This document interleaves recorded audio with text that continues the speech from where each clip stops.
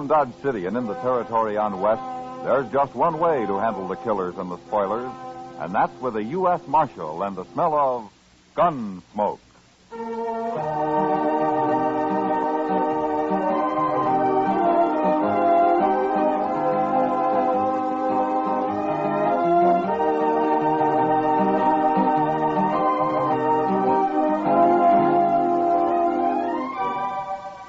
Gunsmoke, starring William Conrad. The transcribed story of the violence that moved west with young America.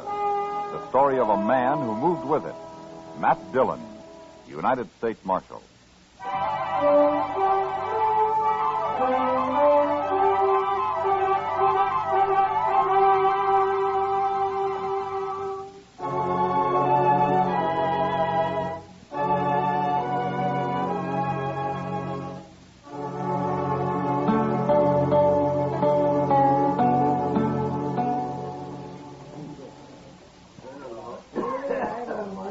Mind if I sit here a while, Marshal? Of course not. Sit down, Billy. Hey, you look worried, Billy. A boy like you shouldn't look worried. I'm 21. That's a man's age, isn't it, Chester? Oh, sure. 21's pretty old, Billy. Old enough for Frogmouth Kate, anyway.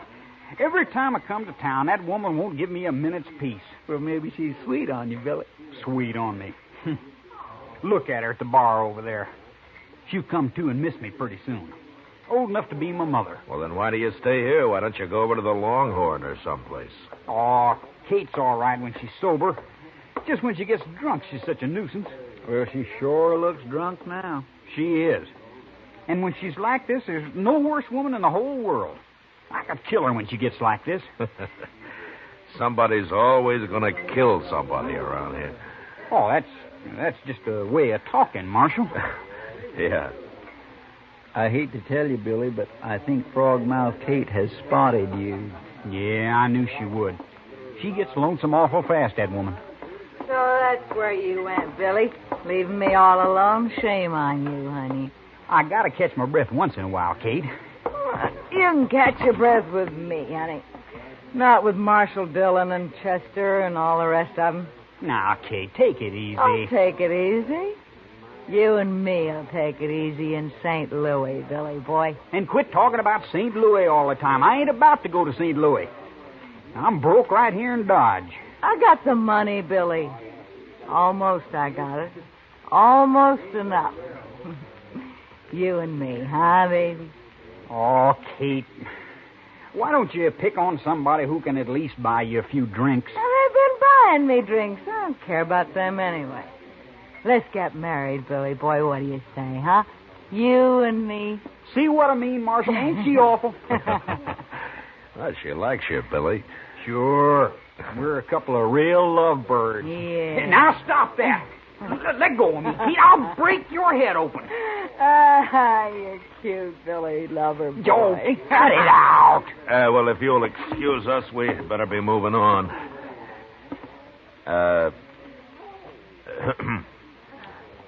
Chester? Mm.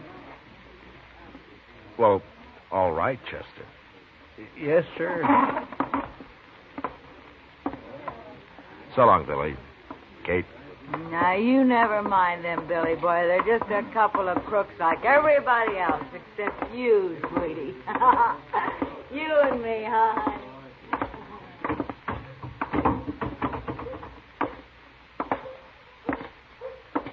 My.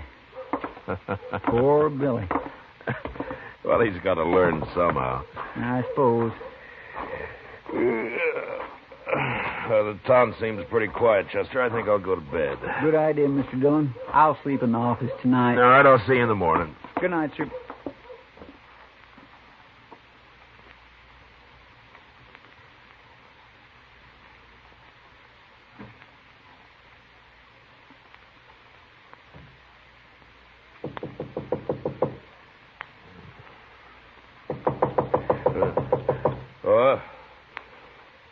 Well, who is it? It's Chester, sir. Open up. Well, just a minute, Chester.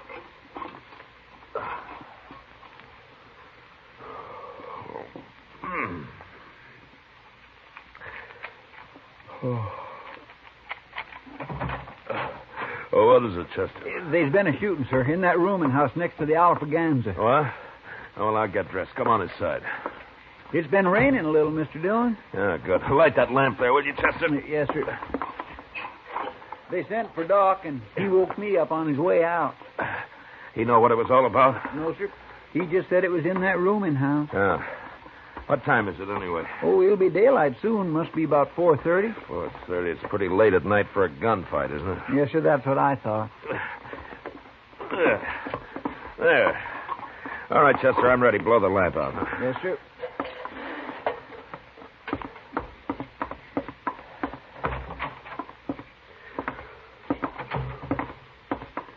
That rain sure helped. Wouldn't it be fine if it stayed this cool all day, Mr. Dillon? No, you'd be lost if you couldn't complain about the heat, Chester. Well, I'd be willing to think of something else. Yeah, I suppose.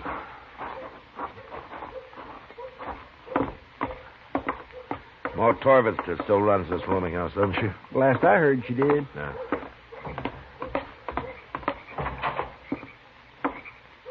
Marshal.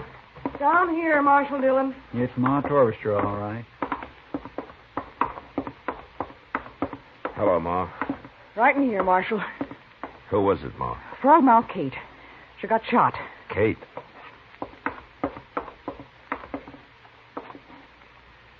It's no use, Matt. She hasn't said a word, and she's not likely to now. Who did it, Ma? Oh, I was asleep, Marshal. Heard a shot and come right down. I sent everybody else back to bed and told them to stay there. You don't know who did it, then? He must have jumped out that window right there.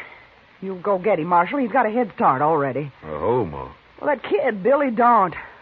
Must have been. Well, why do you think it was Billy? Because he was drinking with her all night over at the Alfraganza, that's why.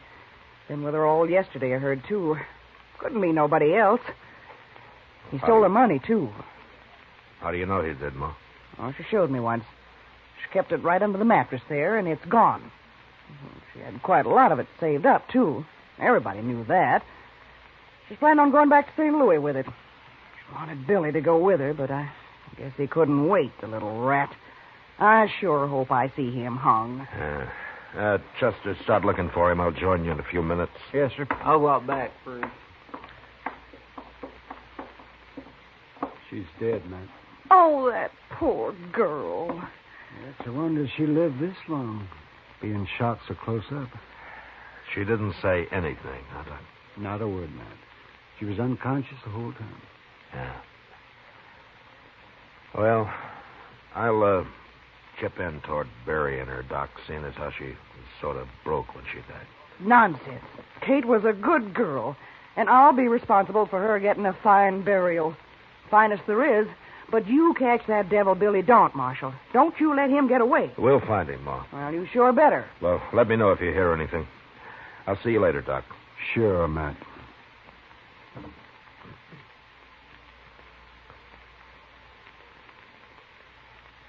Chester and I spent the next couple of hours looking for Billy Daunt, but nobody had seen him since he and Kate had left the Alfraganza together the night before. We did learn, however, that he'd been riding for Luke Atkins, and since it was our only lead, we decided to go out to the ranch and have a talk with Luke. It was mid-morning when we rode up to the main house, and at first the place looked deserted. Anyway, it's cool here under the cottonwood. Maybe Luke's out on the prairie somewhere. Well, if he's smart, he's keeping away from the sun right there in the house. Oh. Now, leave the horses, Chester. They'll stand. All right, you...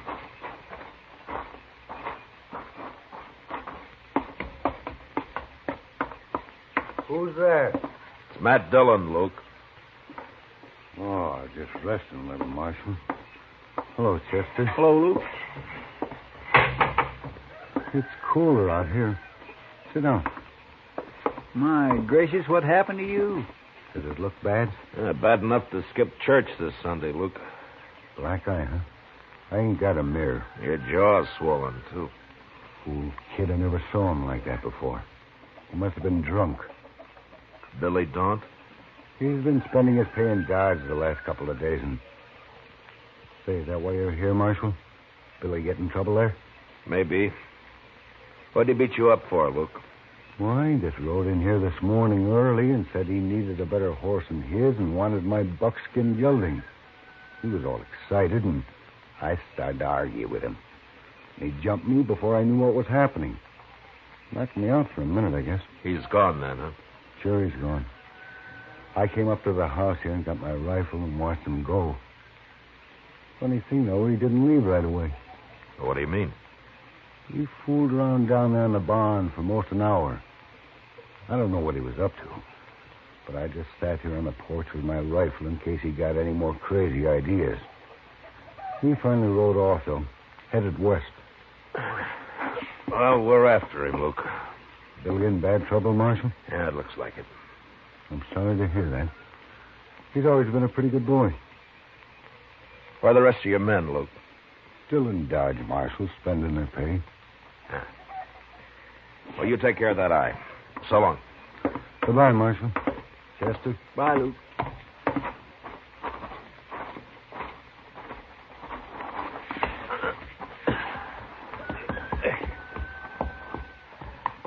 Come on. Well, there's not much question about Billy now, is there? Yeah, there sure isn't. Start looking for tracks, Chester. Yes, sir, I have been. The ground's still damp from the rain last night. We ought to cut this trail easy. I don't see anything. Now, look there, over there. Those are fresh tracks. Yeah, they're fresh, all right, but they lead toward the ranch, not away from it. Yeah.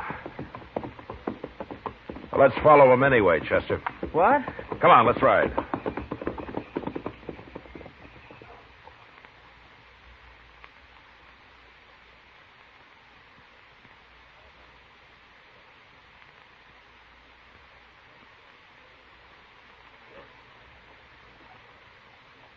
Chester figured either Billy was riding backwards or I was crazy.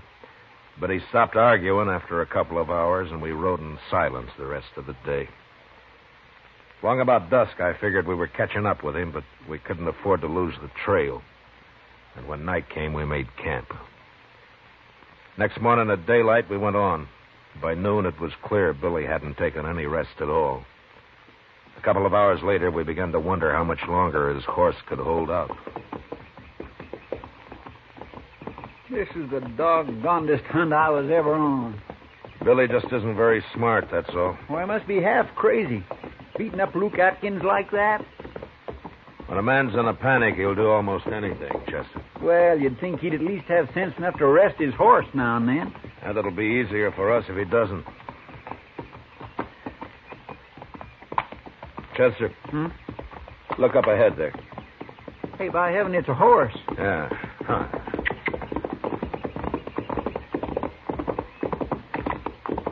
That's a buckskin.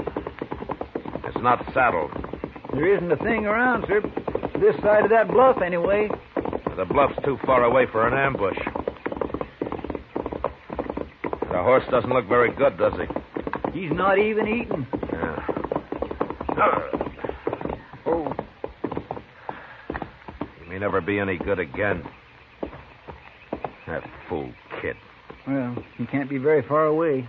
Unless he's found another horse. Look at the buckskin's hooves, Chester. Why, he isn't even shod. Yeah, Billy pulled his shoes when he left him. He sure made a mistake, though. What do you mean? That's what he was doing in Luke's barn, putting the shoes on backwards. Now he's pulled them. It wouldn't fool anybody. All it did was help wear his horse out even more. He had me fooled for a while. Anyway, we'll catch him pretty soon now. Yeah, well, his tracks lead toward the bluff there. Probably into that clump of trees. Well, if that's where he is, he can see us. All right, we'll ride in from different directions. You can't get both of us. Okay, sir.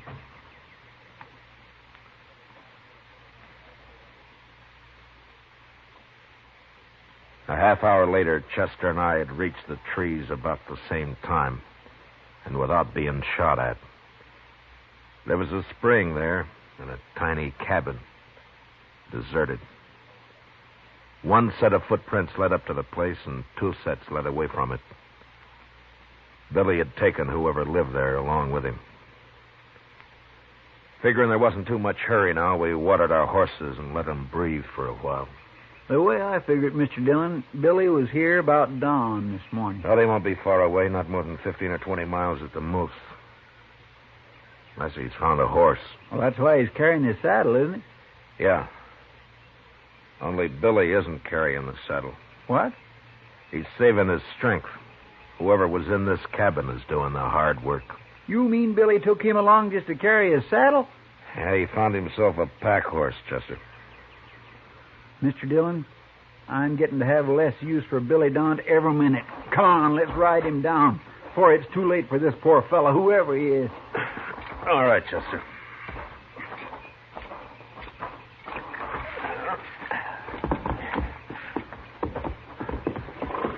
Well, our horses are in good shape. We ought to catch him in a few hours. I sure hope so. You take the side of the trail, Chester. Track about 10 yards behind me, huh? All right, sir. All right, let's go.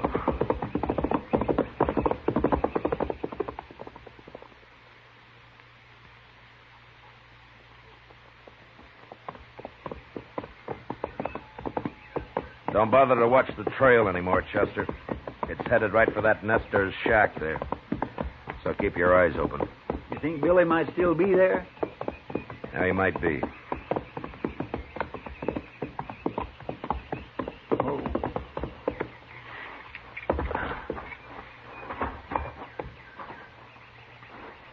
Maybe he's inside, Mr. Dillon. Yeah. Let's spread out a little. All right, sir. Now, wait a minute. The door. Who are you?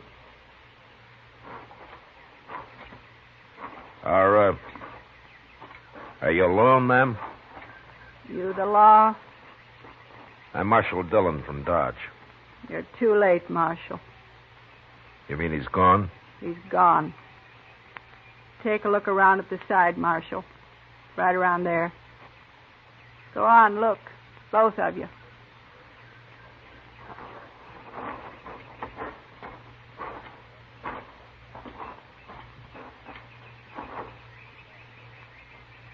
Oh, my goodness, Mr. Dillon.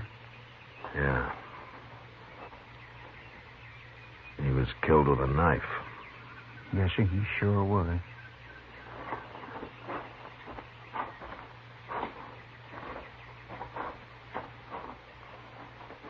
That your husband, ma'am? Yes. I'm sorry it happened, but if it's any comfort to you, we'll catch that boy. I promise you that. Don't matter now. He had another man with him. Where's he? Inside. I've been trying to fix him up.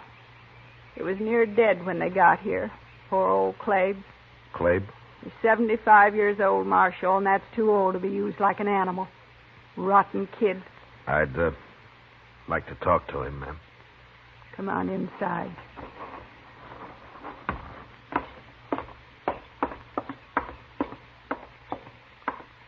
It's all right, Kleeb's Marshal Dillon from Dodge. We've known Kleeb for 10 years, Marshal, ever since we've been here. Never hurt nobody. Sure. Can you talk a little, Kleeb? I'll be all right, Marshal. I'm just kind of wore out. 20 miles packing a saddle in this weather. Fast, too. Had me walk fast. How long ago did the boy leave here? 3 or 4 hours, Marshal. Took our mule, but he won't get far. Oh? Why not? Mule's too old. After 10 miles, just quit. Your husband tried to stop him, is that it? Yeah. Got mad when he saw what the boy had done to Kleeb. And the boy knifed him. Never gave him a chance. He's wild crazy. He sure is, Marshal. Scared, too. I never saw anybody so scared. He's in a real panic, Kleeb. But how come he used a knife? That doesn't sound right. Yeah, it's all he's got, that's why. What? He ain't armed, except for that knife. He doesn't have a gun? He took our rifle, but there's no ammunition for it. We run out. Took it anyway. But when he came to your place, Kleeb, didn't he have a 6-gun? No, sir. Just that knife, that's all he had. I got an old Navy pistol, but it's busted. I ain't been able to get it fixed. I sure don't understand it, Mr. Dillon. He's like a wild animal, that's what he is. He oughtn't to be loose. He won't be for long, ma'am. Kleeb, I hope you'll be all right. I'm just plumb wore out. Kleeb's going to stay right here, Marshal. Too old to be living by himself anyway. Good. Well, we'll be going now, ma'am. But we'll bury your husband first. Now, if you'll just show us where you'd like to have the grave. Thank you, Marshal.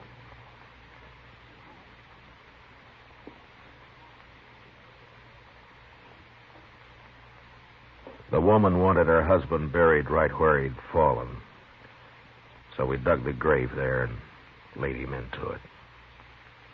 She watched, straight-faced, without a tear. Then she said goodbye and went back into the house. It was just after sunset when we caught up with Billy. Just as the woman had said, the mule had gone 10 miles and quit. Billy saw us coming, started running across the prairie on foot. His panic had made him as nearly brainless as a man could get. Look at him, Mr. Dillon. Did you ever see anything like it? He's still got a knife, Chester. Hold it, Billy. You can't get away. Right up on the other side of him, Chester. Yes, sir. You've run far enough, Billy. You have to shoot me, Marshal. No, we won't. Take your rope down, Chester. Good idea, sir. All right, Chester, let's rope him.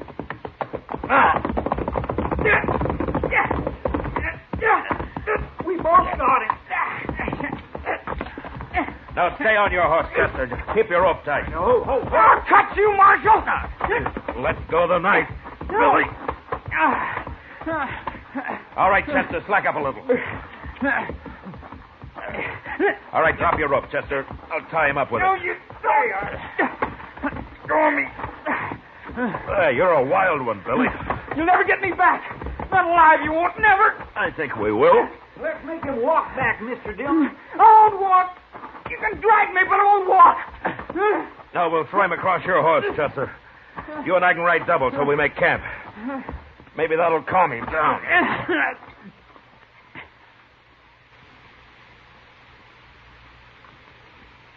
That Billy won't eat a thing, Mr. Dillon. He's just been crouched over there looking like a cornered animal ever since I woke him up this morning.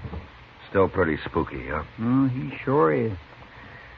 Well, let's go talk to him.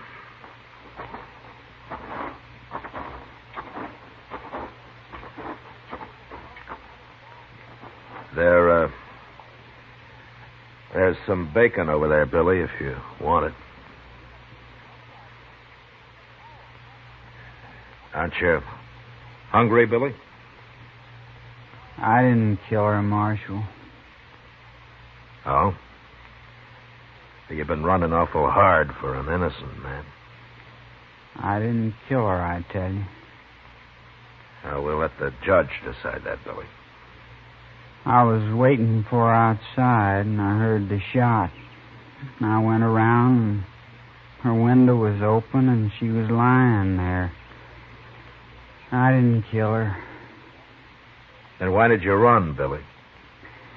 I knew you'd be after me. I had to get away. I ain't going back to Dodge. I ain't going. Yeah. All right, let's get packed up, Chester.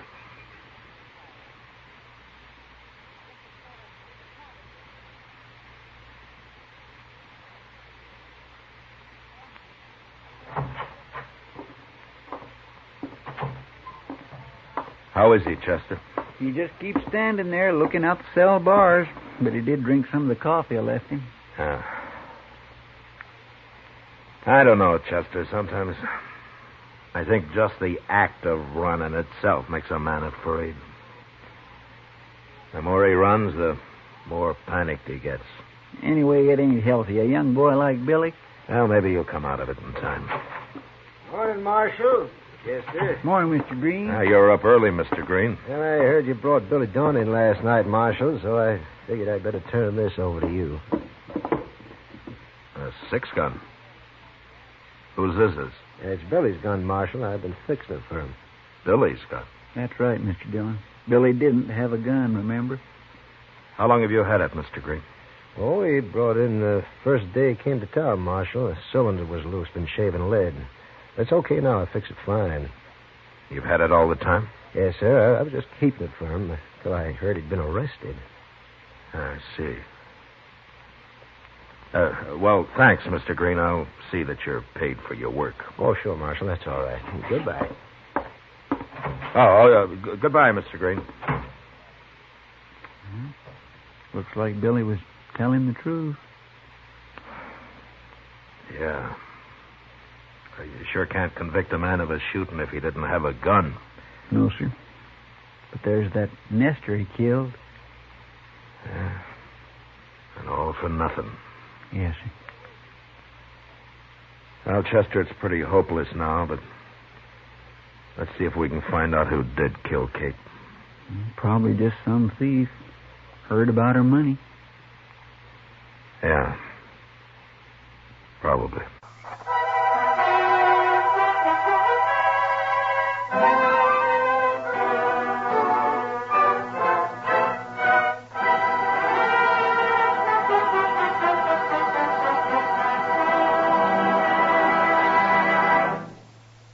Gunsmoke, under the direction of Norman Macdonnell, stars William Conrad as Matt Dillon, U.S. Marshal. Tonight's story was specially written for Gunsmoke by John Meston, with music composed and conducted by Rex Corey. Parley Baer is Chester, Georgia Ellis is Kitty, and Howard McNear is Doc. Gunsmoke has been selected by the Armed Forces Radio Service to be heard by our troops overseas. Join us again next week as Matt Dillon, U.S. Marshal, fights to bring law and order out of the wild violence of the West in Gunsmoke.